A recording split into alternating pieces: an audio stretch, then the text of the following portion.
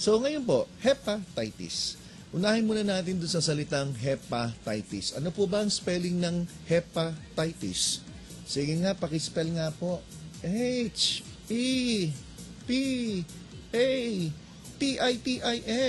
Hepatitis. Alam niyo po ba, doon sa pangalan na hepatitis, alisin niyo po yung itis. Alisin niyo yung itis doon sa dulo. Di hepat. Yung hepat po, yung mismong hepat, galing po yan sa Greek word na hepar. H-E-P-A-R. Hepar. At ang ibig sabihin po ng hepar, okay, yung pinaka-root word na hepat, yan po ay atay o liver. At yung salitang itis naman ay dinuktong doon sa hepat, tapos nilagyan mo ng itis. Ano ba yung itis?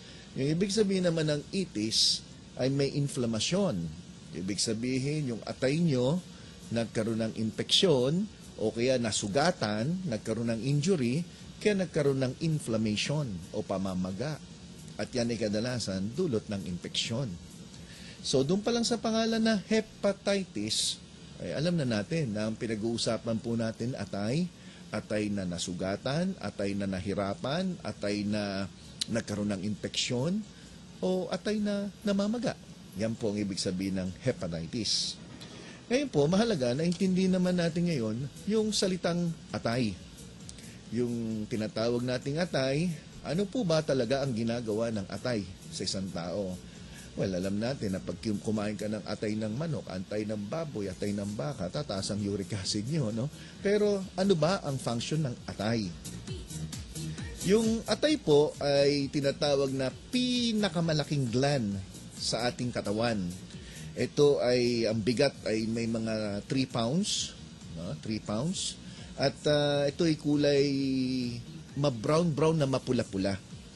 Yan po'y matatagpuan sa kanang bahagi ng inyong bandang itaas ng sikmura. So, kanang bahagi. So, dito po yan, sa kanan.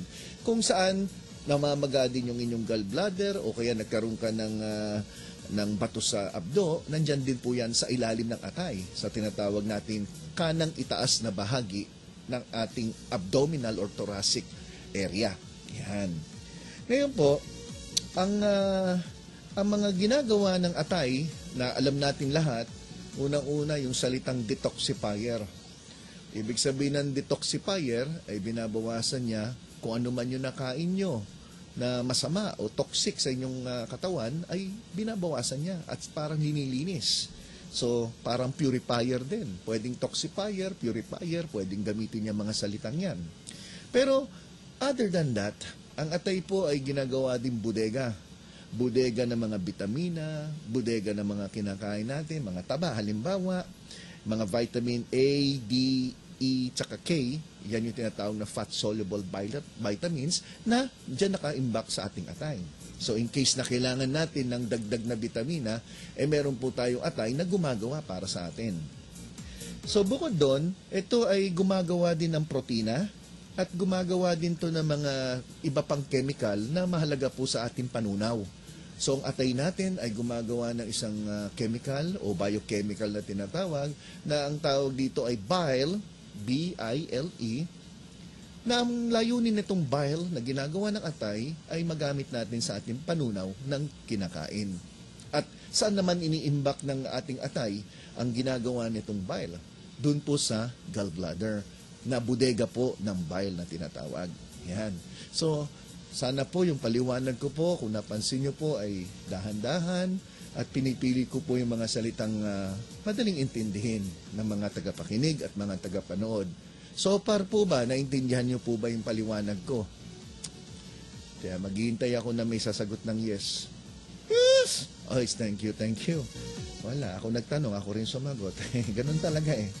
Tapos, binanggit na natin na tagalinis. So, posible pala na pag ang atay nyo ay may diferensya, yung mga nakakain nyo, o maski na yung mga pagkain na hindi naman dapat magbigay sa inyo ng matinding pinsala, ay maaaring magbigay na po sa inyo ng kung ano-anong nararamdaman. Ayan. So, naintindihan na natin, no, na yung atay, ang trabaho ng atay ay tagalinis, tagabawas ng lason sa ating katawan, bodega, tagagawa nito ng mga chemical na mahalaga sa ating normal function tulad ng mga protina, gumagawa ito ng bile para sa panunaw ng ating mga kinakain. Yan. So ang tanong, bakit ako nagkaroon ng hepatitis? Yan. So napakahabang lecture po ito kasi isa-isahin ko po yung mga hepatitis, no? A, B, C, toxic hepatitis, alcoholic hepatitis. So yung mga nakikinig po, no? Kasama po kayong mga lasenggo. Kasama rin po kayong mga mahilig kumain ng mga pagkain na dilata, mga pagkain na may mga food colorings, yung mga processed food na tinatawag, processed meat, mga cold cuts, kung medyo mahilig kayo kumain ng mga ganyan, corn beef sa lata, hindi naman masama kung paminsan-minsan dahil yung atay nyo gumagana naman ng maayos. Pero pag napapadalas na po yung pagkain ng mga ganito, ay yung atay nyo ay maaaring unti-unting humina at kung kayo po'y may edad na at nagkataon may mga sakit na iniinuman ng gamot na panghabang buhay, lalo pong hihina ang inyong atay at maaaring magbigay sa inyo ng kung ano-anong pinsala. So ngayon, ang salitang hepatitis ay isang sakit po yan na may kinalaman sa atay. Bagamat ang hepatitis kadalasan ay masasabi nating self-limiting kung ito ay viral infection.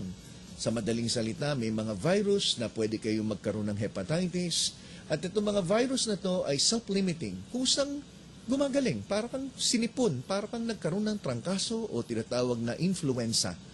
Ang influenza po, yan po yung tinatawag nating flu at sa Tagalog ang tawag natin ay trangkaso. Yan po ay self-limiting na isang uri ng sakit na gumagaling ka naman sa tamang pagpapahinga at pag-inom ng tubig at sa pag-inom ng mga suporta tulad ng paracetamol kung may lagnat, kung may ubo o kaya may sipon, yung mga gamot sa ubo at sipon. Pero hindi kailangan ng antibiotics kasi po ang influenza ay galing sa virus. Kaya nga tinawag na influenza virus. So mahalagang alamin natin ngayon. Pag-uusapan natin yung mga hepatitis na to, no? Hepa A, Hepa B. Kasi kadalasan ang unang tanong sa akin ng pasyente, Doc, yung anak ko may hepatitis, baka mahawa yung ibang anak ko. Hihiwalay ko po ba yung kanilang kutsara? Paghihiwalay ko ba yung plato? Yung panyo, yung higaan, punda, at kung ano-ano pa? O i-isolate ko siya sa isang kwarto, ikukulong ko muna siya. Yan ang kadalasang tanong. Pero, dapat alamin muna natin kung anong klaseng virus na mayroon yung pasyente. Halimbawa, ang Hepa A, Hepa B, at Hepa C. Pag-usapan lang natin si ABC. Ang Hepa A ay isang uri ng virus, yung tinatawag na hepatitis A virus, ay galing po yan sa mga kontaminadong inumin at pagkain. Sa madaling salita, kung meron pong isang tao na may hepatitis A, at siya po'y naghahanda ng inumin o pagkain. Halimbawa, nagtitinda ho siya ng gulaman dyan sa bangketa o nagtitinda ng fishball o kaya ng barbecue na siya ang taga-tusok ng mga pork. Tinutusok doon sa barbecue stick at siya ang taga-ihaw. Nagkataon na itong hepatitis A patient o itong taong may hepatitis A, dumumi. At medyo hindi maayos ang paglinis niya sa kanyang katawan at hindi maayos ang kanyang pagprepara ng mga pagkain, pwede tayong mahawa sa pamamagitan po ng contamination sa pagkain at inumin. So, ang Hepa A virus ay nakukuha sa tinatawag na anal-oral contact. Ano ibig sabihin ng anal-oral contact? Abay, nag-CR itong si Hepa A. Hindi man lang maayos-ayos naghugas, makatapos nagkataon siyang tagahalo ng salad, kinamay niya po. Pwede pong yung virus na yon na nanggaling po sa dumi, napunta po doon sa kontaminadong pagkain at kontaminadong inumin. At nainom naman ng isang tao. Maaaring pong pagkalipas ng mga ilang araw o ilang linggo, nandyan na po yung problema. Yan po ang mode of transmission ng tinatawag na Hepa A. Oral, fecal, root. Alam niyo na yan, ha? Oral, fecal, root. Ibig sabihin ng fecal, dumi. Okay. Ang Hepa A naman, kadalasan kusang gumagaling. Yan ay baliwala Maaring makaramdam ka lang na matindi mga simptomas na aking babanggitin mamaya, pero hindi kailangan gamutin. Pahinga lang, pahinga. Yan. Pero ang Hepa B, ito naman po yung tinatawag nating sexually transmitted disease. Kadalasan, ang mga hepatitis B virus ay nakukuha po natin sa contact natin sa sexual o kaya sa infected na dugo, nasa linang ka ng dugo, o sa pakikipagtalik na tinatawag. So, kung kayo po ay may Hepa B, magkaiba po ang dahilan ng pagkakaroon niyan sa pagkakaroon ng Hepa A. Iba po ang mode of transmission o yung paraan na para kayo ay mahawa. So, mahalaga pong intindihin yan. So, pag Hepa B, kadalasan yung mga unprotected sexual intercourse, yung mga anal sex, hindi ko na po tatagalugin dahil may mga batang nakikinig. Basta, anal sex. So, pag sinabing anal sex, yung sa Tagalog,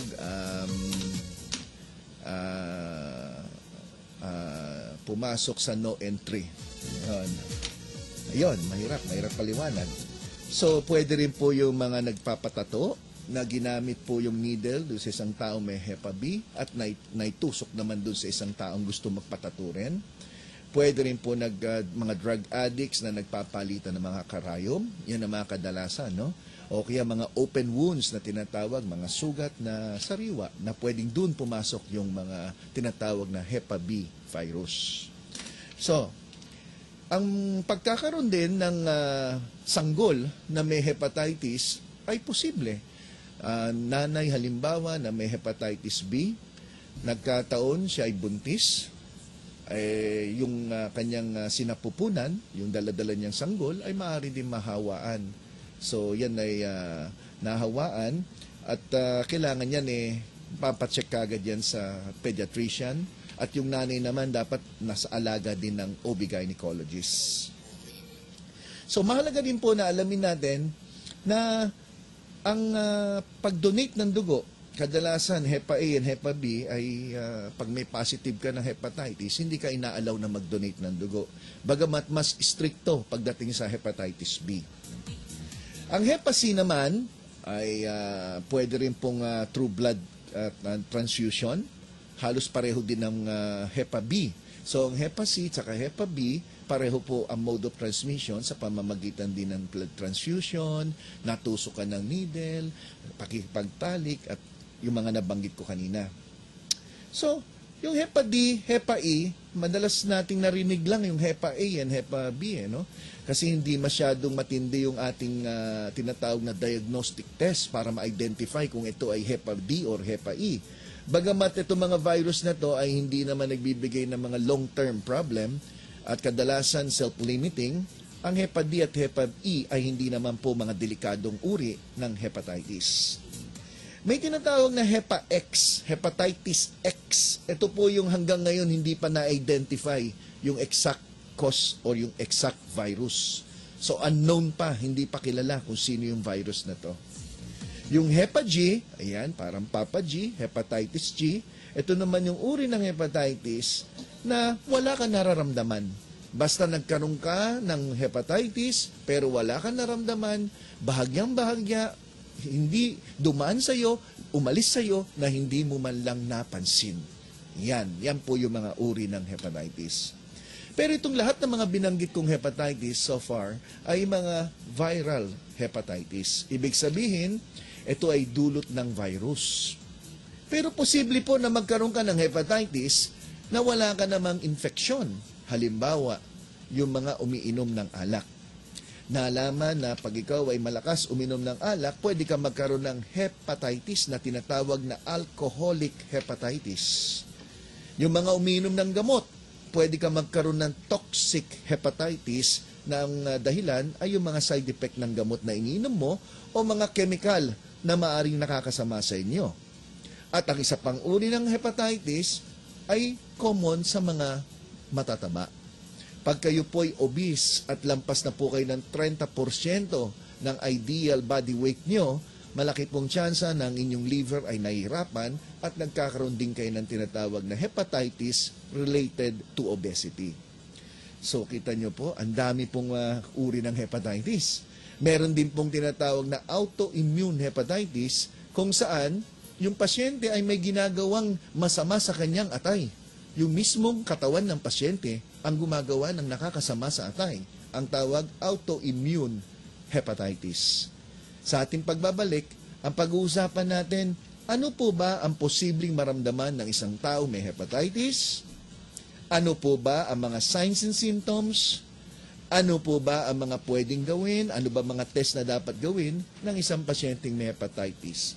Huwag kayong alis dyan at babalik po ako, siguradong sigurado. Sa emergency room. Miss Nurse, alam mo bang record holder daw sa swimming yung babaeng yan? Ano record? Aba, 7 beses na siyang nasagip sa pagkalunod. Ngayong linggong ito.